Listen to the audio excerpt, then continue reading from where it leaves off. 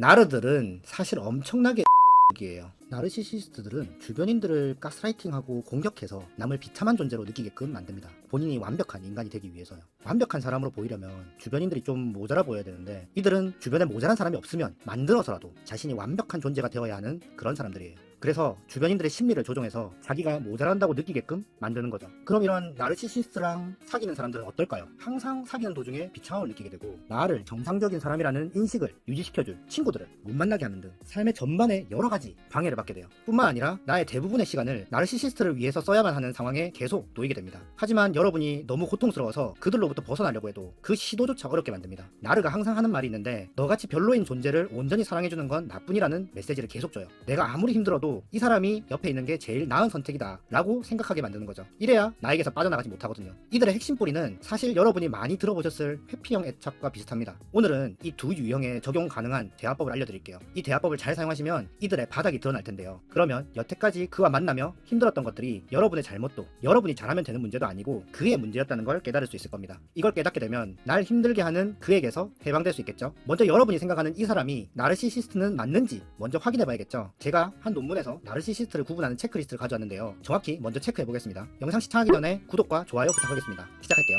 제가 화면으로 나르시시스트 체크리스트를 띄워드릴게요. 화면에 9가지 진단 기준 중에 5가지 이상이 해당되면 나르시시스트로 진단 가능합니다. 첫째, 자신의 중요성에 대한 과대한 느낌을 가지고 성취와 능력에 대해서도 과장한다. 또한 적절한 성취 없이 특별 대우받기를 기대한다. 둘째, 무한한 성공이나 권력, 명석함, 아름다운, 이상적인 사람과 같은 공상에 몰두한다. 셋째, 자신의 문제는 특별하고 특이해서 다른 특별한 높은 지위의 사람이나 기관만이 그것을 이해할 수 있고 관련해야 한다고 믿는다. 넷째, 과도한 숭배를 요구한다. 다섯째, 특별한 자격이 있는 것 같은 느낌을 가진다. 예를 들어 특별히 호의적인 대우를 받기 원하고 자신의 기대에 대해 자동적으로 순응하기를 불합리하게 기대한다. 여섯째, 대인관계에서 착취적이다. 예를 들어 자신의 목적을 달성하기 위해서 타인을 이용하는 것 같은 거요. 일곱째, 감정이입의 결여, 타인의 느낌이나 요구를 인식하거나 확인하려 하지 않음. 여덟째, 다른 사람을 자주 부러워하거나 다른 사람이 자신을 시기하고 있다고 믿음. 아홉째, 오만하고 건방진 행동이나 태도. 다 체크하셨나요? 여기에 해당되는 사람들을 살면서 한 번씩 보셨을 겁니다. 왜냐면 주로 진상 손님이라고 부르는 사람들, 이유 없이 자신이 특별하게 대우받길 원하고 뜬금없이 매니저나 대표, 사장 나오라고 하는 사람들, 그런 사람들은 자기애적 인격장애를 의심해볼 만한 사례들이라고 볼 수 있거든요.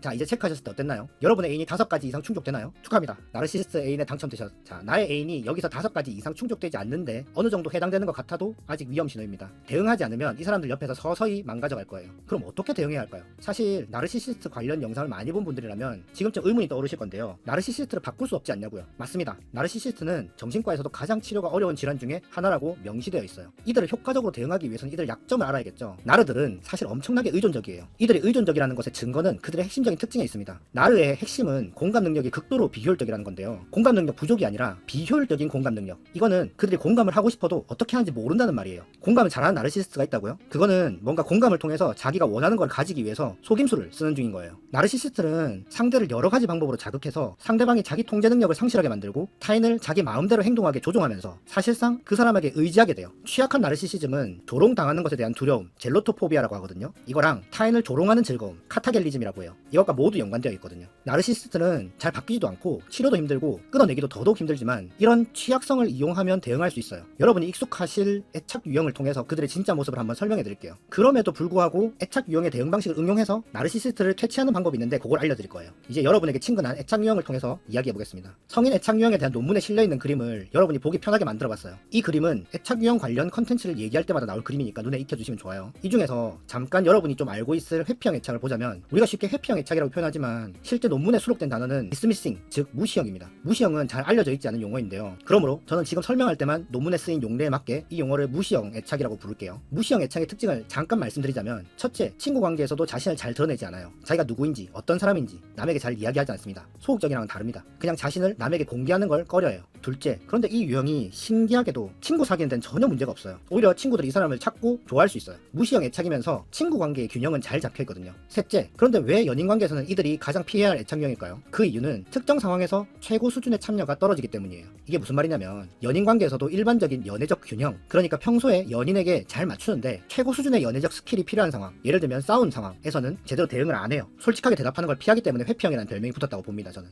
타인에 대한 의존도가 낮아요. 잘 모르는 사람에게 도움을 구하지 않는 거죠. 그럴 바에는 자기 혼자 하고 마는 타입이에요. 무시형 애착이 가진 다른 유형과 구별되는 가장 큰 특징들입니다. 무시형은 자신을 긍정할수록, 그러면서도 타인을 부정할수록 그 성향이 강해지는데요. 그림에서 빨간 동그라미에서 파란 세모까지 가는 거예요. 이 둘이 같은 무시형 애착 유형이지만 서로 굉장히 차이가 심하거든요. 근데 자신을 긍정하고 타인을 부정한다, 이거 뭐랑 비슷하죠? 그쵸? 나르시시스트 정답. 그림에서 이 파란색 삼각형은 아마도 나르시시스트가 하는 짓들과 굉장히 가깝거나 병원 가면은 뭐 유사하게 진단을 받을지도 모르는 상황일 거예요. 다시 말해서 나르시시스트는 일종의 무시형 애착 유형의 최종 진화판 같은 거죠. 애착 유형은 심리학에서 나온 거고 나르시시스트는 정신의학에서 나온 거라서 이 두 개를 같은 선에 놓고 비교할 수는 없어요. 다만 이런 공통점이 있다는 거죠. 이 공통점을 활용해서 이 둘이 꼼짝 못할 대화 스킬을 4가지 알려드릴게요. 하나, 무리한 요구는 단호하게 NO 하라. 특히나 회피형 애인을 사귀고 있는 불안형 애착이신 분들, 연인이 나를 떠날까봐 노를 잘 못하는 경향이 많죠. 하지만 노를 잘하는 것이 건강한 관계를 만드는 방법이고, 무리하거나 부당한 요구에는 당당히 노를 하는 게 맞아요. 그렇게 했을 때 회피형이 아니라 나르시스트라면 이거 봐라, 내가 통제하려고 하는데 마음대로 안 되네 싶어질 거예요. 둘, 사소한 거짓말도 그냥 어물쩍 넘어가지 마라. 회피형들은 남에게 실망을 주는 것을 극도로 싫어하기 때문에 거짓말로 상황을 모면하려다가 일을 키우는 경우가 많죠. 나르시시스트도 자신이 완벽해야 되기 때문에 자신의 실수나 잘못을 거짓말로 모면하려고 합니다. 거짓말이 들키면 그 거짓말을 해야만 했던 어쩔 수 없는 핑계를 대면서 또 상황을 모면하려고 하는데, 그럴 때는 반드시 핑계는 그럴 수 있다 고 인정해주지만 그 핑계로 거짓말을 하는 거는 거짓말이 그 자체가 잘못되었다는 거를 정확하게 찝어줘야 됩니다. 셋, 오해가 생긴 상황에서는 반드시 그 자리에서 풀어라. 회피형은 남의 말을 잘 신뢰하지 않는 경향 때문에 상대방의 말을 본인의 방식대로 해석해서 오해를 잘하고 그로 인해 방어적이 되거나 공격적으로 행동하는 경향이 있죠. 나르시시스트도 똑같은데 이쪽은 사소한 말 한마디도 확대 해석하는 편이에요. 그래서 그 자리에서 오해하게 한 것에 대해서 사과하시고 그럴 의도가 없었음을 명확히 밝힌 뒤에 대화를 계속 이어나가셔야 됩니다. 넷, 화가 날수록 이성을 꽉 붙잡아라. 회피형이랑 말다툼이 일어났을 때 감정이 폭발해서 다투기 시작하면 결국 상대방이 입을 닫아버리는 모습을 많이 보셨을 거예요. 이거는 회피형의 자기 보호 심리가 발동해서인데, 나르시시스트도 비슷하지만 이유는 조금 다릅니다. 나르시시스트는 상대방을 흥분시켜서 자신이 원하는 방향대로 끌고 가려고 하는데, 이성적으로 또박또박 싸우면 자기가 원하는 대로 되지 않아서 아마 속에서 부글부글 끓을 거예요. 이렇게 4가지 방법을 했을 때 상대방이 떠나버리면